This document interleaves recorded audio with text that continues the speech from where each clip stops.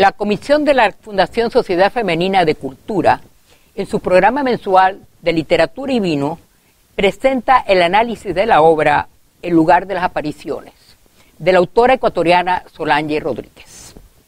El análisis de la obra la hará la doctora Tina Serega, quien tiene una maestría en Educación Superior, doctorado en Teoría Crítica, licenciada en Comunicación y actualmente es vicerrectora académica de la Universidad Casa Grande. Antes de dar la palabra a la doctora Tina Serega, agradecemos al Banco del Pacífico por su apoyo y los invitamos a nuestro próximo programa de Literatura y Vino el jueves 30 de septiembre, en que se analizará la obra El silencio, del autor estadounidense Don DeLillo. El análisis lo hará la doctora Carolina Andrade. Hola, ¿qué tal? Mi nombre es Tina Serega, soy de la Universidad Casa Grande y vengo a hablarles de la novela de Solange Rodríguez, El lugar de las apariciones, desde una perspectiva de mundos, monstruos y soledades como conceptos. Aclaro que no soy una persona especializada en literatura, pero sí soy un amante de la literatura y bueno, voy a tratar también de acercarme a la novela desde algunas perspectivas de la teoría crítica, de la industria cultural, con los que creo que esta novela dialoga. Aclaro entonces que voy a tener para la novela 3 entradas, ya una desde la creación de los mundos, entendiéndolo no solo desde la fantasía, sino lo que siento que logra hacer Solange en ciertas narrativas, que es como una suerte de surrealismo político, ¿no? Entonces ella subvierte otros mundos narrativos, ya que de alguna manera son parte precisamente de esta palabra o este lenguaje para crear unos mundos diferentes. Por otro lado está el tema del monstruo, ya que lo voy a analizar desde 2 perspectivas que me parece que están incluidas en la novela, que es por un lado obviamente el cuerpo monstruoso o ese cuerpo que se vuelve extraño también, ¿no?, que cobra vida propia, y por otro lado también la dimensión de género, es decir, la mujer como monstruo en algunos momentos, porque subvierte obviamente toda una serie de órdenes patriarcales establecidos. Y finalmente el tema de la soledad y del amor, que también es transversal a una parte importante de la novela. La novela se divide en 4 secciones, una que se llama Fantasmas en la letra, una segunda que se llama El horror de la literatura, una tercera que se llama Apariciones de otras apariciones y una cuarta que se llama Vienen con la luna.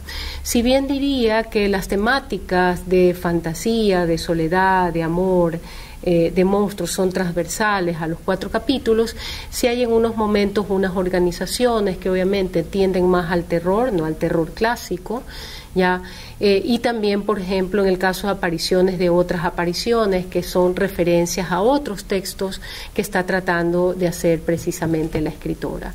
Otro recurso que me parece muy interesante en la novela y que lo vemos en la portada y a lo largo de las secciones es el uso de lo visual, de la fotografía. Entonces la fotografía se convierte en estas fotografías antiguas como otras formas de aparición que de alguna manera también entablan un tipo de relación con el lector, ¿no? ¿A quién estamos viendo? ¿Es alguien que tiene que ver con estos textos? ¿Es alguien que tiene que ver con la escritora? ¿Es alguien que está vivo? ¿Es alguien que ha muerto? ¿Es alguien que conocemos, desconocemos? ¿Qué edad es la persona que aparece? ¿A qué contexto histórico aparece, ¿no? Entonces hay también este juego con las imágenes que me parece que también es interesante trabajar. Empecemos por la primera parte, que es la creación de los mundos, ¿no? Y la idea del lenguaje, de la palabra como un poder precisamente para recrear, o destruir o incluso recrear ya mundos, desorganizarlos y reorganizarlos a partir de la palabra. En su texto Puente Palabra, que lo voy a citar, ella por ejemplo dice, ¿no?: tomen mis palabras, amigos, tomen mis palabras como si fueran un cordón de lana, con ellas pronto vendré a buscarlos y encontrarán el puente, el tan ansiado camino a mi tierra, ¿no? Entonces está obviamente la metáfora del cordón, de la palabra como una forma de tejido para crear un mundo, una cultura, otro tipo de reglas, ¿ya? Y es interesante que en este caso esas palabras son dichas por una madre a un niño en una situación de consuelo, ¿no? Donde la palabra se convierte como en una especie de refugio, que es lo que ella le concede, pero luego ese niño se transforma en escritor, entonces toma la palabra, ya ahora sí como un recurso, como un instrumento para crear, ¿no? Una palabra que también le ha sido cedida de alguna manera por la madre. Otro tipo de texto donde vemos precisamente el poder del lenguaje para construir, destruir o subvertir mundos es en el cuento La educación de los hombres, ¿no? Entonces empieza parte de este cuento, tenemos esta cita que dice: lo que la serpiente ofreció a Eva no fue una manzana, sino una palabra. Aprendió a hablar después en el lenguaje restringido que usaban los supremos para someter a sus criaturas. Obviamente Solange no va a ser la primera escritora que toma el Génesis para subvertirlo desde un punto de vista del enfoque de género. Recordemos, por ejemplo, el caso de Lilith, que es el que se me viene a la mente, ¿no? Que se supone que es esta mujer que ha sido creada también por Dios inicialmente, que se supone que es un texto que no está incorporado en el Génesis, pero Lilith está creada para Adán, pero decide no hacerle caso a Adán y se va, ¿no? Y obviamente es retirada para crear a Eva, que puede tener pues obviamente diferentes lecturas, ¿no? Por un lado, Eva desde el punto de vista de una lectura más hegemónica, más patriarcal, la simbología del pecado, por ejemplo, ¿no? Porque es quien toma la manzana, pero la manzana también como símbolo de verdad, ¿no? Entonces, símbolo de querer conocer el mundo, ¿no? Pero en este caso está reemplazado por la noción de palabra. Recordemos, por ejemplo, también estos inicios del Génesis o estas traducciones que hablan de en el inicio era el verbo, ¿no? Y podíamos entender el verbo ya no solo de alguna manera como un simbolismo de lo divino, ya por eso escrito con mayúscula en muchos casos, sino también el verbo como lenguaje, ¿no? Y recordemos que uno de los primeros poderes que de alguna manera da Dios a la creación es precisamente nombrarla, ¿no? Entonces habría que nombrar los animales y eso permitía también señorear, ¿no? Simplemente como algo relacionado al relato, ¿no? Entonces en ese sentido está también la palabra en este origen de creación, en este caso de esta deseducación, por decirlo así, ¿no? Porque es la mujer la que lleva la palabra, ya, y no en este caso los hombres, y crea un mundo diferente al que ha sido de alguna manera el relato creado en el Génesis. Obviamente también tenemos la creación en términos de la fantasía como género literario, ¿no? Por ejemplo, vemos este tema de lo irreal, pero me parece que lo que hace Solange es sobre todo incorporar esa fantasía en un mundo cotidiano, ¿no? Por ejemplo, en el caso de los fantasmas usan el baño, pues es literal, los fantasmas usan el baño. Como dice el cuento, la familia ya no se molesta en fingir que no existe, ¿no? Entonces esta incorporación de la fantasía, pero una realidad que podemos decir que es cotidiana, ¿no? En ese caso, lo extraño está asumido incluso desde un humor, incluso desde el cinismo, ¿no? Por ejemplo, en este caso, cuando se habla del reino azul, ¿no? Que sabemos que es una referencia occidental, ¿no? Donde dice, bueno, pero en el reino azul no pasaba gran cosa, ¿no? Este cuento idealizado que nos han contado desde niñas, sobre todo a las mujeres, ya resulta que en el momento en que se incorpora el personaje a la vida, no solo subvierte la narración del príncipe azul, sino que además se da cuenta que en realidad no era gran cosa lo que podía encontrar allí. Hago algunas menciones con otros textos que me parece que dialogan con el de Solange, la película Una historia de fantasmas, ¿no? Donde también está el fantasma incorporado a toda una serie de escenas del humano como un observador, ¿no? En otros casos acá los fantasmas de Solange son actores, ¿no? Que son actores que conviven con los humanos de unas maneras cercanas, pero que también obviamente generan una ruptura al momento de incorporarse a una cotidianidad, porque no es que está todo el mundo convertido en fantasía, ¿no? Sino que hay una realidad cotidiana donde precisamente el fantasma aparece. Por otro lado, también me parece que es bien interesante quizás los diálogos con Oscar Wilde, su estilo, ¿no? El fantasma de Canterville, ¿no?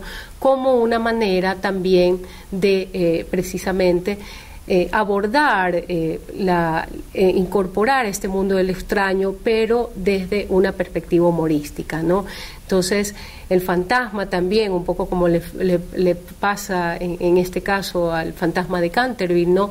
Hay un mundo ya que no lo comprende, hay un mundo que no se asusta de él, hay un mundo de la modernidad que de alguna manera también se burla de él, ¿no? Donde él ya no tiene un lugar ya establecido. Y eso también pasa un poco en los cuentos de Solange.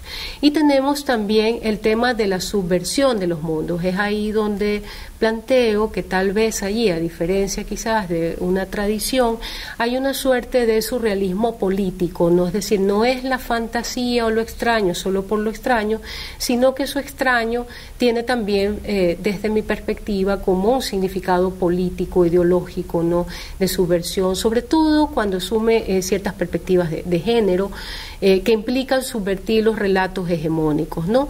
Entonces, de alguna manera, Solange en muchos cuentos nos va demostrando que existen unos relatos hegemónicos de los que ella se burla o que ella cuenta de otra manera, ya, y que presenta como que si hubiese un corte interesado o temporal de esa realidad concreta, ¿no? Entonces, ella lo que hace en sus textos es quizás ese relato que a veces terminaba en el final feliz, pues extenderlo, donde podemos ver quizás otros finales, ¿no? O podemos ver las partes que no nos cuentan precisamente de esos relatos como más hegemónicos, ¿no? Por ejemplo, en este caso, esa subversión se ve en Malicia en el Reino Azul, ¿no? Donde la princesa, al momento de incorporarse a ese mundo, prefiere ser amante del padre, ya, y no del príncipe, porque le parece más interesante.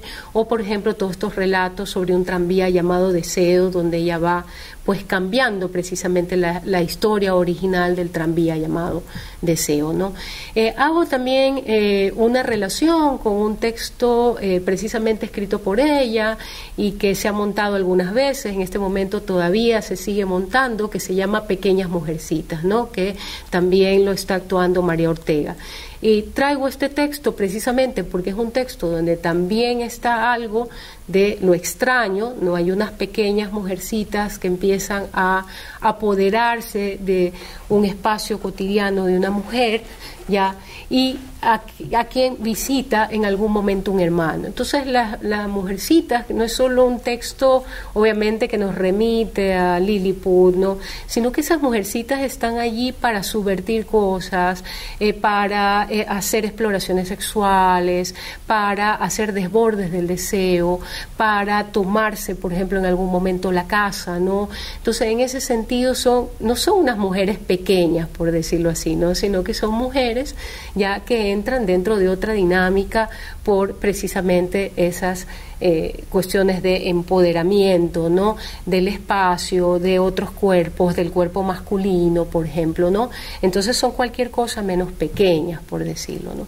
Por otro lado, también ella hace unas inserciones relacionadas a, por ejemplo, tanto al escritor como al lector, desde algunos puntos de vista de estos textos. Por ejemplo, tiene algunos en Epílogo Paranoico, ¿no? Donde ella habla de un momento de escritura, ¿no? En un momento en que el libro se pierde, y ojo que creo que Solange tiene algunas anécdotas de libros perdidos, ¿no? Perdidos que ha tenido que reconstruir precisamente por cuestiones tecnológicas o robos de computadora. Entonces ella habla pues del personaje de esta nueva escritura del mismo libro, pero indica, les advierto, no es el mismo libro, tengan cuidado, ¿no? Entonces va también creando en algunos textos la idea del libro como proyecto y la idea del libro como resultado, también del libro como algo inacabado, ¿no? Entonces de tener muchos mundos posibles en ese mismo texto, ya, y de múltiples libros que a su vez conviven en ese libro. Finalmente, también dentro de esa misma línea de creación de mundos hay un trabajo, me parece, que articula literatura y lector, ¿no? Entonces, por un lado, hay un sentido, va a decir también en algunos de sus cuentos, la idea de que finalmente también el sentido está articulado a una historia personal, a una subjetividad, ¿no? Me gustó mucho esta cita que del texto, en este texto es un espejo, ya que es el cuento, dice: si lo desespera, si es un terrible descubrimiento dar las limitaciones de su imaginación, si no puede con la responsabilidad pase la página. Creo que me hizo acuerdo quizás algunas nociones de los libros, por ejemplo en el caso de Deleuze, que habla del libro como máquina, ¿ya? Y de alguna manera la idea de que aquello que pasa con el texto no es solo responsabilidad del escritor, sino también responsabilidad del lector, y la idea de las posibles potencias de un texto, ¿no? O sea, cuando Deleuze habla, por ejemplo, del texto como máquina, es precisamente el tipo de deseo que puede ser desencadenado a partir de una lectura, el tipo de acción, el tipo de forma de vida que puede cambiar, a veces solo con el contacto de un texto, ¿no? Pero de alguna forma vamos viendo no solo esos múltiples textos que van conviviendo allí, sino también la potencia de un texto, ya en términos de lo que es posible que desencadene. Vamos al siguiente momento que me interesa trabajar, que es el concepto de monstruo. La idea del monstruo, del nomadismo, ¿no? Estoy entendiendo en ese sentido el monstruo, como en algunos de estos autores de teoría crítica, el monstruo como un dispositivo epistémico, ¿no? Es decir, el monstruo es de alguna manera lo que subvierte lo que es normal, desconoce los códigos binarios, por ejemplo, de lo femenino, de lo masculino. El monstruo, como dirán estos autores, es un dispositivo desconstructor del orden. También permite develar estándares corporales y visibles y de ser un dispositivo de procesamiento del deseo, ¿no? El monstruo también es aquello que es desconocido, ya en ese sentido, y que permite de alguna manera, a través de la sorpresa, revelar, por ejemplo, que los cuerpos son múltiples y que también, por lo tanto, las formas de vida de esos cuerpos lo pueden ser. Finalmente, también el monstruo es aquel desterritorializado de los modelos identitarios, ¿no? A veces está entre paso o está de paso, como los nómadas, y es precisamente, me parece, también un concepto que sirve para leer la obra de Solange, porque hay muchos personajes que están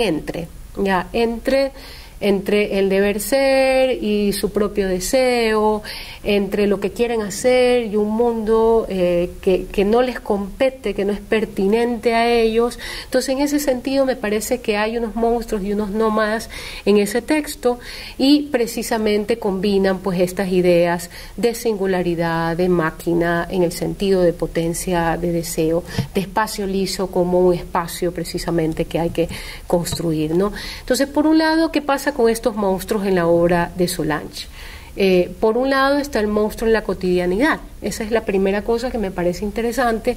Así como el fantasma está inserto en un mundo cotidiano, pues el monstruo también va a estarlo, ¿no? Por ejemplo, nuevamente de Puente Palabra, dice: hace muchos años que el niño tiene las mismas visiones, solo que ya se ha acostumbrado.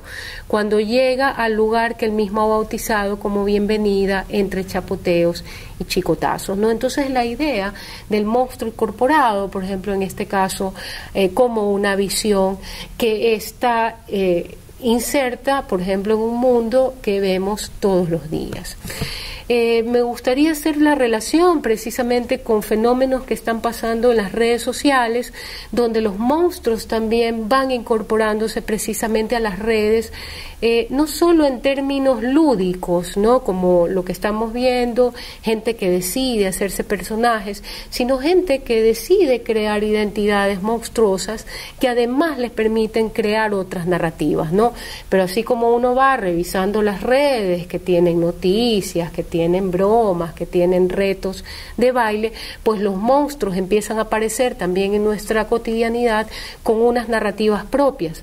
La diferencia quizás es que en algunos casos estas narrativas existen solo en redes, pero también existen, como voy demostrando aquí, los monstruos incorporados ya precisamente a la vida cotidiana, ¿no? Como en este caso el monstruo se vacuna, el monstruo baila, ¿no? Hay también redes que, por ejemplo, de alguna manera personajes que van documentando, por ejemplo, como en el caso de la madre de esta niña, la afición de esta niña por las muñecas monstruosas, por ejemplo, ¿no? Y que de alguna manera entre esto y, diría yo, toda una serie de nuevas corporalidades que empiezan a aparecer también en las redes sociales, empiezan a incorporar esta noción del monstruo, ya no desde unos términos, por supuesto, pasivos, ¿no? Estos son monstruos que viven, monstruos que denuncian, monstruos que se quejan, monstruos que se ríen incluso de sus propias deformidades, ¿no? Y son maneras también de subvertir el orden establecido, ¿no?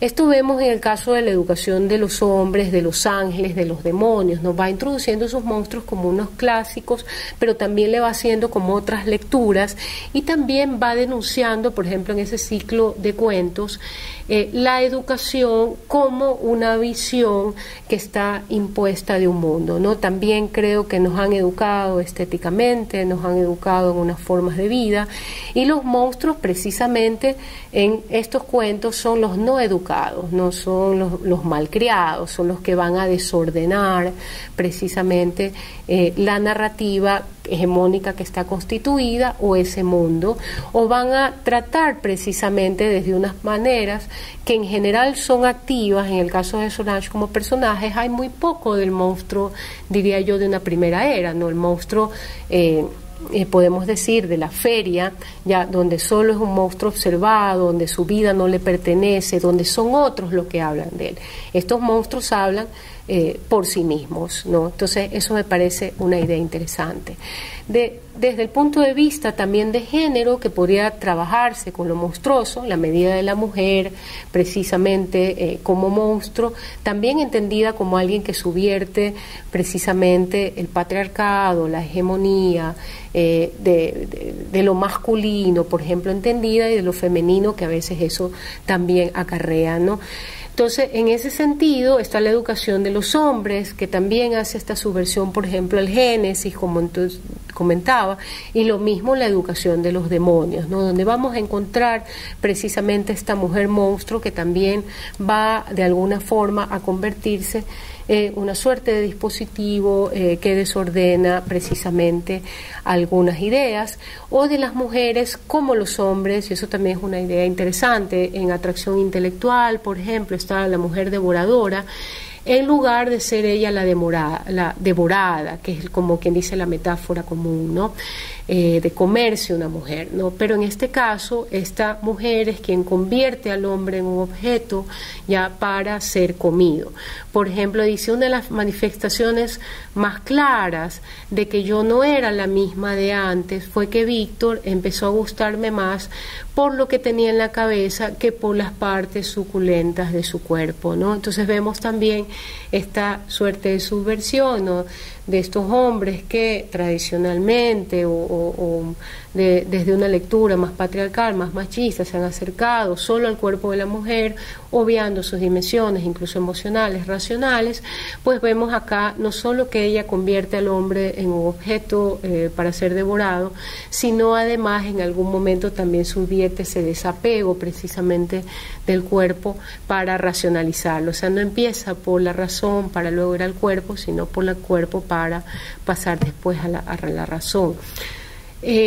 Otra cuestión también como bien interesante que hace Solange es la idea de entender a los cuerpos como monstruosos, y no es tanto la idea del cuerpo como una deformidad, que creo que sí es algo que ella ha trabajado en otros textos, ya, sino que el cuerpo más bien en algunos casos se fragmenta, ¿no? En algunos casos ese fragmento de cuerpo desobedece. No, me acabo de acordar esta noción del cuerpo sin órganos, donde hay, por ejemplo, y bueno, una serie de conceptos donde parecería ser que cada parte podría tener una vida propia, por decirlo así, ¿no? Recuerdo, me acaba de venir a la idea también esta película sobre las manos, creo que se llama Las Manos, ¿no? Donde en algún momento y no creo que hay varias versiones en cine que lo hacen, donde las manos se sublevan del cuerpo y entonces empiezan a hacer precisamente otras cosas. En la escritora es dispersa, por ejemplo, hay una dispersión que es corporal, ya en donde puede decir en algún momento, asumir literalmente esta frase, que tu otra mano no sepa precisamente lo que hace la otra, y entonces arma todas unas vidas diferentes entre la mano derecha y la mano izquierda, por ejemplo, ¿no? Pero hay como toda una serie de momentos en algunos cuentos donde hay fragmentos del cuerpo que se sublevan, y eso es interesante también desde el punto de vista político, desde una lectura, tal vez desde otros autores, ¿no? Para contrarrestar la idea del orgánico, la idea del homogéneo, la idea del proyecto común, ¿no? Sino también de lo singular, de lo que se desbarata, de lo particular, por ejemplo, ¿no? En algunos sentidos. También está la idea de estos monstruos, ya monstruos ahora sí corporales, no completo, de la idea del monstruo también como objeto, ¿no? Por ejemplo, está el caso de las cansadas, ¿no? Que es como una suerte de animal humano inventado, ¿no? Dice que son duendes femeninos que tienen los cabellos espesos, los pies al revés, no es decir, la corporalidad monstruosa como tal, y que hay familias que pueden alquilarlas y devolverlas. Pero yo diría que hay dos tipos de monstruos también con Solange, ¿no? Hay, por ejemplo, el monstruo, en este caso, una tipología del monstruo como las cansadas, ¿no? Donde a pesar de que el monstruo, ellas como monstruos no tienen una posición activa, porque son alquiladas, son devueltas, etcétera, ¿no? Volvemos a remitirnos a la idea de los circos, ¿no? Del freak show, por decirlo de alguna forma, donde al monstruo no le pertenece su vida, ¿no? Donde el monstruo no tiene palabra, donde el monstruo es vendido a otro, es exhibido, pero también queda claro a través de la historia que hay una indisposición en relación a eso, ¿no? Y que también hay en otros momentos que monstruos se revelan precisamente también ante esa lugar, ¿no? Donde los ha ubicados. Tenemos también el tema del cuerpo femenino, ya que también me parece interesante. Habla, por ejemplo, en algunos casos, ¿no? Sobre los cambios corporales que sufren las mujeres, sobre los silencios, sobre esos cambios, y cómo a veces hay una cultura que nos ha llevado a ocultarlos, ¿no? Y hay desde ese extremo, incluso desde la fantasía, el trabajo alrededor de ese reconocimiento del cuerpo que se va generando, ¿no? Por este cuerpo que cambia y que le empiezan a pasar cosas en donde son extrañas para las propias mujeres, ¿no? También, sin embargo, me parece que en la medida en que extrema eso, ¿no? Porque la idea de que las mujeres cambian, ¿no? Y entonces va colocando esa idea a lo largo, por ejemplo, del texto, y es interesante porque a veces esa idea uno no la escucha en relación a lo masculino, ¿no? Aunque también hay cambios en los cuerpos masculinos.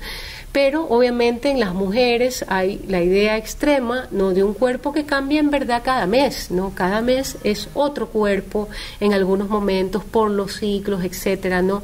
Y entonces también eso tiene algo de monstruoso, ¿no? Este cuerpo que todo el tiempo es otro cuerpo hasta cierto punto por lo biológico, ¿no? Entonces, pero también cuando ella lleva al extremo la idea de los cambios del cuerpo, también da a entender que, bueno, que nunca hay un solo cuerpo femenino, que hay como diferentes maneras de vivir ese cuerpo, de estar en ese cuerpo, y que también obviamente proyecta algo que es una realidad y no solo para las mujeres, ¿no? De que finalmente los cuerpos cambian todos los días, de que los cuerpos se van despotenciando, van perdiendo cosas, de que quizás todos cada día tenemos un cuerpo nuevo, ¿ya? Y de que quizás cada vez nos vamos acercando, por ejemplo, a una noción de discapacidad, ¿no? Que también me parece que es un concepto que es interesante, de aquello que uno va perdiendo y que a veces uno adjudica solo a unos grupos, cuando en realidad todos podemos devenir discapacitados eventualmente. Por ejemplo, en este texto, cuando ella dice cambió tu madre, cambió tu hermana y también cambiarás tú, como una sentencia, me saldrá vello, me crecerá el cuerpo, empezará la sangre, nombrada como tal, y que debo ser prudente para que nadie se dé cuenta, ¿no? La idea de que mientras quizás los hombres exhiben esos cambios, las mujeres en cambio tienen que guardarlos. Mi hermana también cambió, y ahí vamos viendo esta este uso de la palabra cambio de otras maneras, pero de otra manera. Le salió una barriga enorme, luego se fue de casa. Entonces no solo tiene que ver con cómo estos cambios corporales también de alguna manera generan ciertos lugares para las mujeres. Una persona también cambió, después de los 40 se puso roja, usaba un abanico y por todo gritaba hasta que la despidieron, ¿no? Entonces también tiene que ver, o va, por ejemplo, presentando este cuerpo, como estas dinámicas de cambios a veces en los cuerpos de las mujeres también generan como otros espacios ya como está mencionando, por ejemplo, este cuento, ¿no?, de exclusión, etcétera, ¿no?, en relación a eso, ¿no?, que quizás en cambio en el caso de lo masculino pasa menos. Hago ese diálogo con toda una serie de obras, me parece incluso que encontramos a nivel local, que son más contemporáneas, por ejemplo de Gabriela Carmona en Chile, Misoginia, ¿no?, donde va trabajando, por ejemplo, toda esta noción más bien de esta noción de la sangre que debe ocultarse, pero que acá en cambio se presenta ya explícitamente.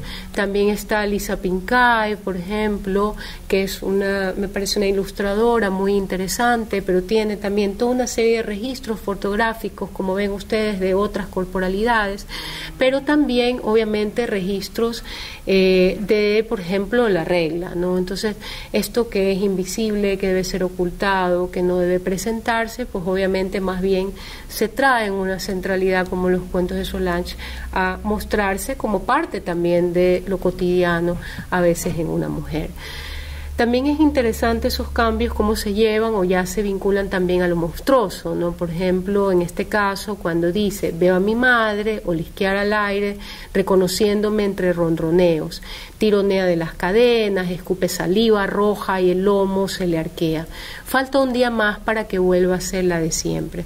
Entonces plantea la idea de una mujer loba, ya frente a la figura monstruo masculino en literatura, que también me parece que es una discusión que también es importante, ¿no? Entonces, en ese sentido, ya si nosotros hemos seguido la tradición del monstruo, casi siempre el monstruo es masculino. Entonces, en el caso de Solange hay unos monstruos femeninos, no digo que no existan excepciones, tenemos en la industria cultural la novia de Frankenstein, pero que casi como una Eva es creada para Frankenstein, ¿no? Aunque luego después hay algunas vicisitudes en relación a esa vida y desencuentros en relación a ese primer objetivo. Pero en todo caso el monstruo es masculino, y eso también es interesante porque es el monstruo masculino, por ejemplo en el caso de Frankenstein y otros, el que a veces se revela, ¿ya? Y que es quizás esa condición masculina que le permite revelarse, ¿no? Entonces es tratar, desde el punto de vista de Solange, de estas monstras ya femeninas que desde allí también precisamente subvierten. Finalmente también está la idea del monstruo como algo interno, ¿no? Entonces eso también me parece interesante, ¿no? Que lo monstruoso también como algo que puede habitarnos, ya de aquello que es desconocido, que puede surgir en un momento ya y ser extraño para nosotros, ¿no? Por ejemplo, en el caso de Limburg dice, solo el día en que el abuelo y su cuerpo fue incinerado, supimos que se había llevado a Limburg con él. Entonces la idea de que el monstruo está alojado finalmente también en una persona que puede verse bien, que puede verse normal, que puede verse de alguna manera inserto en una vida tradicional. O en Conversación de los amantes, que dice no tenía la capacidad de diferenciar si ella era la mujer buena o la mujer demonio, ambas se parecían mucho en la oscuridad, ¿no? Entonces nos damos cuenta de que lo que es demoníaco en este caso ya tiene que ver con algo interior, ¿no? Entonces esta otra noción de lo monstruoso como algo adentro. Y finalmente está también el tema de la soledad, ¿no? El tema de la soledad, de hecho, me parece que empieza precisamente desde el planteamiento inicial de la obra, ya cuando precisamente encontramos este epígrafe que dice, la mujer que amé se ha convertido en un fantasma, yo soy el lugar de las apariciones, ¿no? Y lo que es interesante es que Juan José Arreola nombra eso como un cuento de horror, ¿no? Entonces, en ese sentido vamos viendo el juego con la idea del fantasma como una presencia, pero también del fantasma ya en ese sentido como aquello que es perdido, como aquello que es un recuerdo, como aquello que es producto precisamente de la ruptura amorosa, ya, o de la pérdida amorosa. Entonces me parece que la noción de pérdida también es algo que está transversal en la obra, ¿no? Y de los sujetos que conviven con esa pérdida, o donde hay una búsqueda continua de un amor que puede ser idealizado o que puede ser perdido y que normalmente no se encuentra. Vemos, por ejemplo, en la educación de los ángeles, donde se dice esparcir los cuerpos humanos lo más lejos posible para evitar las catástrofes que provocarían en el sistema conocido la unión entre semejantes. Entonces, parte quizás ya de esta idea, que tal vez desde el psicoanálisis, ¿no?, del encuentro imposible entre los sexos, ¿no?, de la idea del amor también, en cambio, como un acontecimiento, es decir, quizás subvirtiendo esta idea de la media naranja que es tan popular, es la idea quizás de el dos, ¿no?, que es un concepto también en un sentido del amor como acontecimiento, del encuentro con alguien que es completamente otro, pero que ese encuentro precisamente provoca otra cosa. No tiene que ver con una lectura de ese encuentro como dos seres que se encuentran, sino como en ese encuentro como la producción completa de algo nuevo, ya de un ser de nuevo. Entonces la soledad es quizás no el resultado de estar solo en muchos de algunos de los cuentos de Solange, sino también la soledad es no producir la diferencia, ¿no? Este amor ángel humano no tiene que ver con solo juntar lo diferente, sino también con producir lo diferente, ¿no? No juntarte con el semejante porque además produces lo mismo que eras, ¿no?, sino es más bien el movimiento, no el amor como desencadenador de un movimiento, ¿no?, sino es como que no tuviera ningún sentido. No amamos para estar en el mismo lugar, para centrarnos en el mismo lugar. El amor implica desplazarse, ¿no?, desplazarse subjetivamente, desplazarse incluso espacialmente, pero la idea del amor como desplazamiento, que es más importante que la característica de esos seres que se encuentran. También obviamente hay esta visión a veces conservadora, ¿no?, del gemelo también como un imposible, no más bien como un relato hegemónico, pero de aquello que principalmente no existe. Acá tenemos, por ejemplo, otra parte que decía: se hartó de la soledad que le era tan cómoda y comenzó a sentir deseos de llegar a casa y no estar solo. Ahora, antes de conciliar el sueño, ya orgullosamente, nada se compara al honor de contar que vive en una casa encantada. Entonces es interesante, por ejemplo, este personaje donde la noción de soledad no siempre tiene que ver con la ausencia de otro, ya, sino también, más bien, precisamente con hacerse también uno mismo compañía, ¿no?, y encontrar precisamente en aquello que es extraño ya formas de acompañarse. Entonces me parece que también hay otra noción de soledad ahí, que no tiene que ver obviamente con el solitario, ¿no?, con el lobo estepario, no es tanto quizás tanto esa figura, sino también una pregunta por la posibilidad de que dentro de uno mismo habiten otros que te acompañan, ¿no? Entonces a mí me parece que esa es una noción que puede ser interesante. Entonces, bueno, los dejo con algunas de estas ideas. Solange también tiene otros textos que me parece que van dialogando, obviamente, con para mí eso es uno de mis favoritos, pero en realidad, aunque no conozco pues su obra completa, pues también podemos ver el último texto de La primera vez que vi un fantasma. Me parece que también va a trabajar cada vez más, me parece, estas figuras. También va La perdida. Entonces, de alguna forma también hay unos textos que me parece que la obra de Solange no es una obra a la que se ingresa unitariamente, sino que es una obra a la que hay que ingresar en diálogo con las otras obras que ella ha producido, ¿no? Esta especie, como digo yo, de nueva fantasía, pero también, como digo, de unas especies de surrealismo político, por decirlo así, desde unos enfoques de género, ¿no? Bueno, entonces con esas ideas me despido. Espero que les hayan parecido interesantes y se motiven a revisar esa y otras obras de Solange.